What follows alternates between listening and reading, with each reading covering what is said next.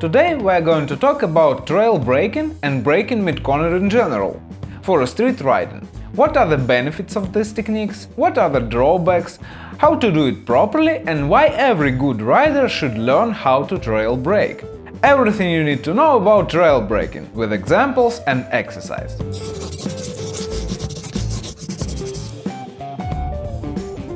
First of all, I'm going to try and sell you the whole idea of trail braking. Why should you bother to learn it in the first place? That's because trail braking can solve a lot of possible cornering problems for you. Knowing how to trail brake will massively improve your confidence in corners in general, but it will be especially useful in special case scenarios, like when you are going downhill on winding road, or when you are going through decreasing radius turn, or when you are going through the blind corner and suddenly see an obstacle. In all such cases, trail braking can be a very useful tool, which will make your riding much safer. And also, it can help you become faster in corners, if you choose so. But that, of course, is optional. Now, what exactly is the trail braking and how is it different from simple braking mid-corner?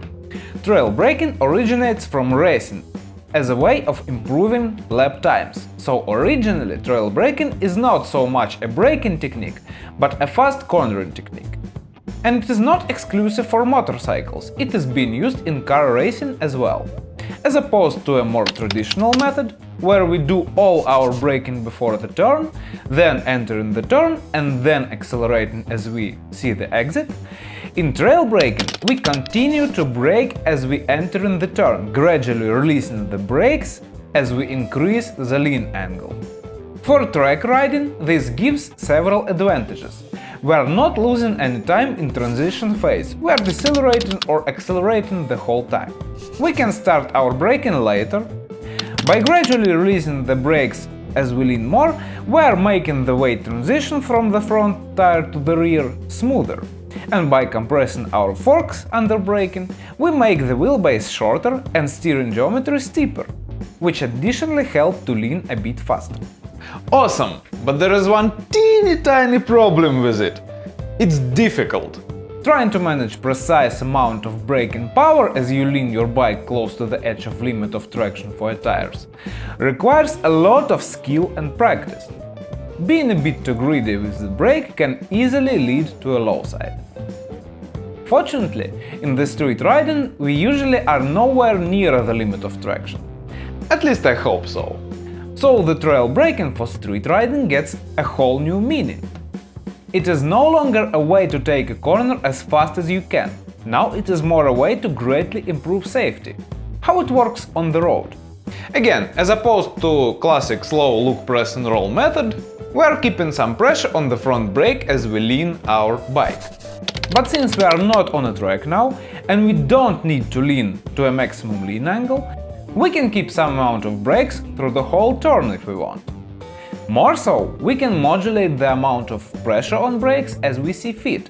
If at any moment of the turn we need to slow down more, for example, if there is an obstacle mid-corner, we can gradually increase the pressure on brakes and our bike will slow down more.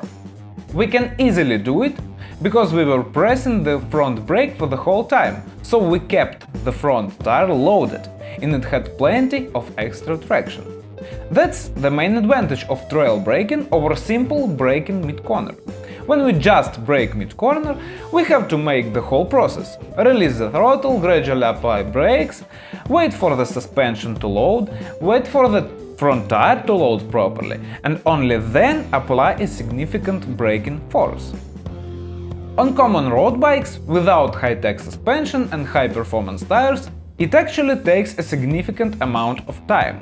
With trail braking, on the other hand, as we go through the corner, while already compressing the suspension and loading the front wheel, so we can apply the front brake much more efficiently.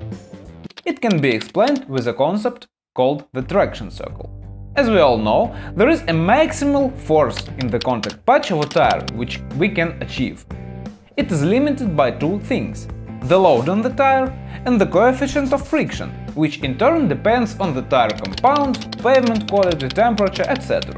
This force can be spent to accelerate our wheel in any direction, We can open throttle and go forward, we can apply brakes and slow down, or we can lean our bike and turn left or right.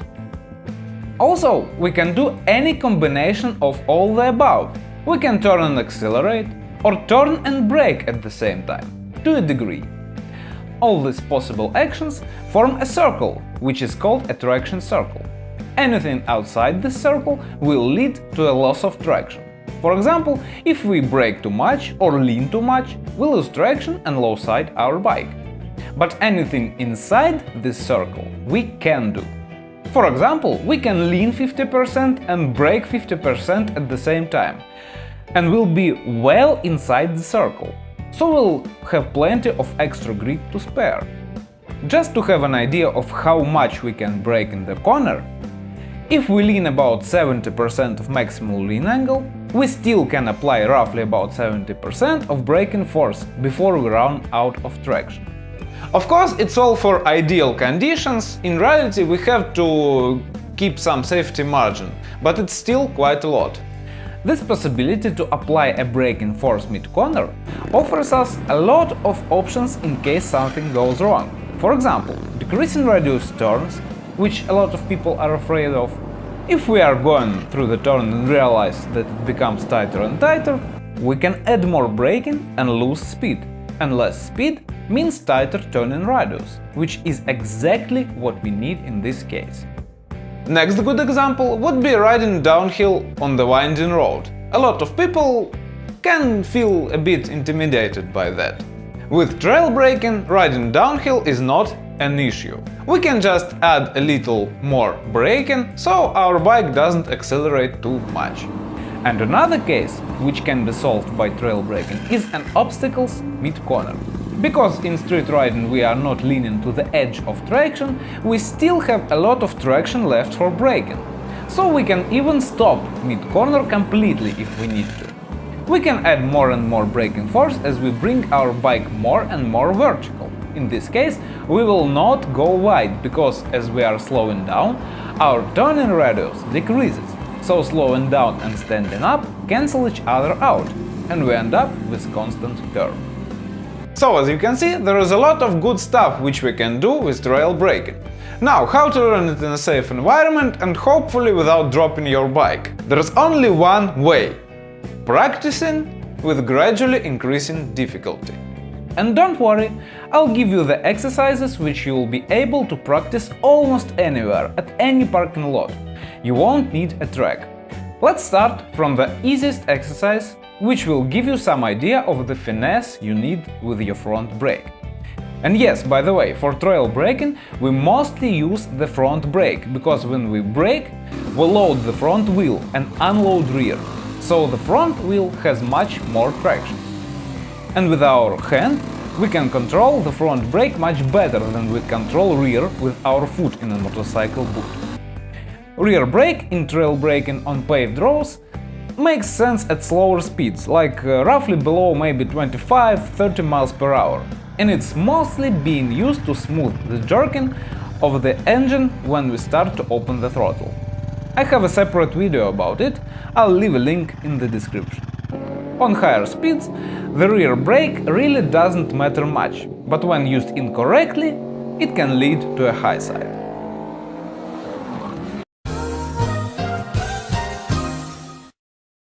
Anyway, back to our exercise.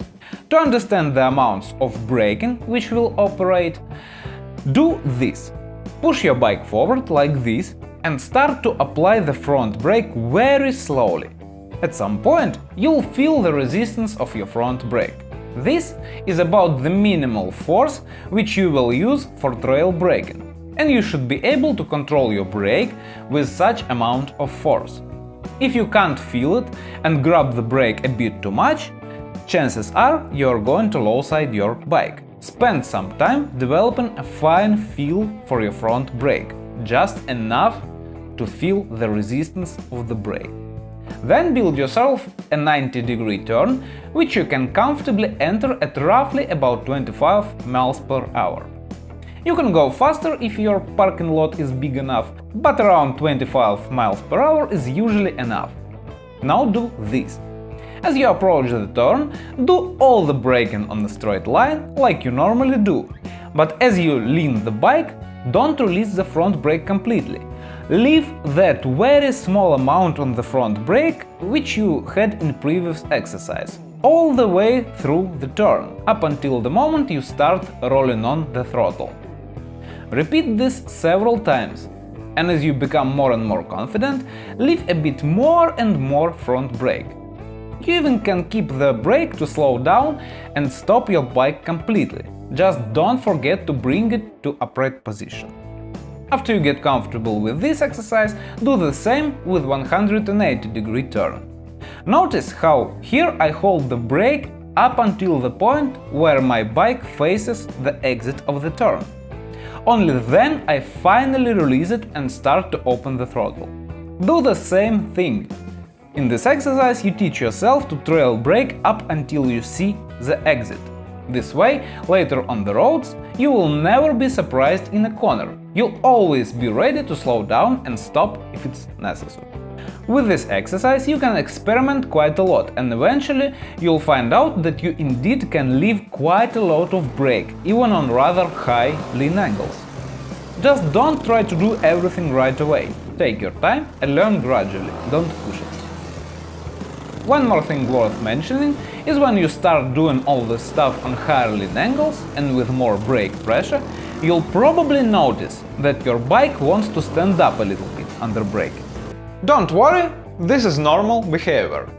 It happens because while in a corner, the contact patch of the front wheel is offset, and the braking force in it starts to turn the front wheel, producing the effect similar to counter steering, which makes the bike to stand up. You'll not go wide though, because as we discussed earlier, even if your bike is standing up, it also slows down. So these two processes cancel each other and your line remains more or less intact. The important part here is when you feel your handlebars start to turn a little under braking, don't fight them too much, it's normal. You can apply some amount of pressure on them to make small corrections, but don't resist them too much, because on high lean angles and with a lot of braking you can low side pretty easily. With some practice you'll get used to it, but it's important that you practice in safe environment first, so you wouldn't, freak out, run off the road and fall from a cliff somewhere. Alright, I hope this video was useful. If you think so, put a like under it, so more people can watch it. Thank you for watching and have a nice day. Bye!